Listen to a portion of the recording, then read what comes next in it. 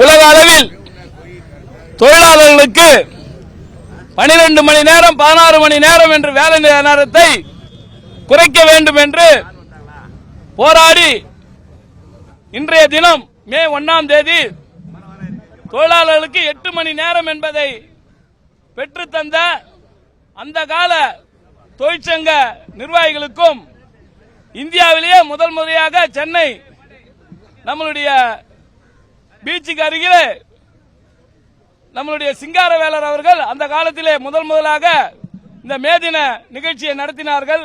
அவர்களுக்கும் உழைப்பவரே உயர்ந்தவர் என்று எழுதிவிட்டு தான் கையெழுத்திடுவார் எங்களுடைய கழக நிறுவன தலைவர் புரட்சி தலைவர் எம்ஜிஆர் அவர்கள்.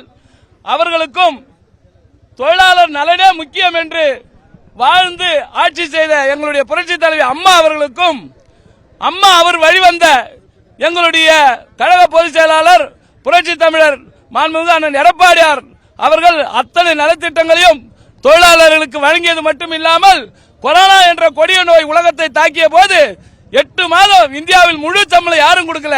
அண்ணன் எடப்பாடியார் அவர்கள் அனைத்து தொழிலாளர்களுக்கும் 8 மாதம் முழு சம்பளத்தையும் கொடுத்து 10% போனஸையும் கொடுத்து வாழ வைத்த அவர்களுக்கும் இந்த நேரத்தில் எங்களுடைய மனமார்ந்த வாழ்த்துக்களையும் நன்றிகளையும் அண்ணா தொழிற்சங்க பேரவையின் சார்பாக தெரிவித்துக் கொண்டு இன்றைக்கு உலகம் முழுவதும் இந்த நாள் கொண்டாடப்படுகிறது. தமிழகத்திலே தொழிலாளர்கள் வஞ்சிக்கப்படுவதை நாங்கள் மிக வன்மையாக கண்டிக்கின்றோம். எங்களுடைய கோரிக்கைகளை நிறைவேற்றுவதற்கு ஒன்றுபட்டு போராடுவது என்று முடிவு செய்து செயலாற்றி வருகின்றோம். அனைத்து உலகத்தில் உள்ள தமிழகத்தில் உள்ள இந்தியாவில் உள்ள அனைத்து தொழிலாளர்களுக்கும் ஊழியர்களுக்கும் எங்களுடைய மனமார்ந்த இந்த மேதின நல்வாழ்த்துக்களை தெரிவித்துக் கொள்கின்றோம். நன்றி.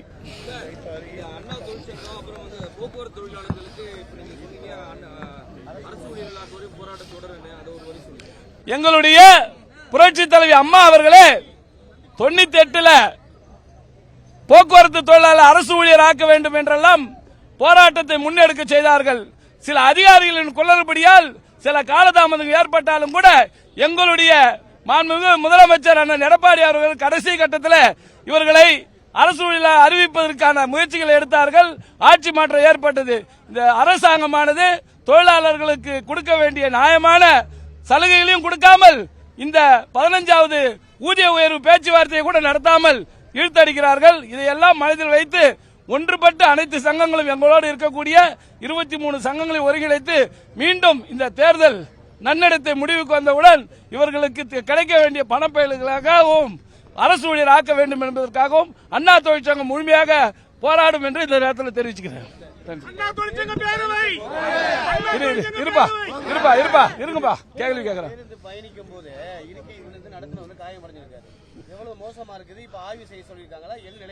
ஐயா, இந்த ஆய்வு என்பதே ஒரு கண் துடைப்பு. ஏன்னு கேட்டீங்கன்னா 15 ஆண்டுகளுக்கு மேல இந்த பேருந்துகளை இயக்கக்கூடாது என்ற விதி இருக்கும் போது இந்த அரசு மத்திய அரசு கிட்ட ஒரு 1.25 வருஷம் அதிகமா நாங்க வண்டியை இயக்கிக்கிறதுக்கு அனுமதி வேண்டும் கடிதம் எழுதுறாங்க. இதுவரைக்கும் ஒரு பேருந்து கூட வாங்கப்படவில்லை. அனைத்தும் காயலாங்கடைக்கு போற வண்டிகளை வைத்துக்கிட்டு ஓட்டுநர் நடத்துறவர்களை பழி வாங்கிட்டு இருக்குது இந்த அரசு. இதை நாங்கள் வன்மையாக கண்டிக்கின்றோம். செய்திகளை உடனுக்குடனும் துல்லியமாகவும் தெரிந்து கொள்ள சப்ஸ்கிரைப் பண்ணுங்க.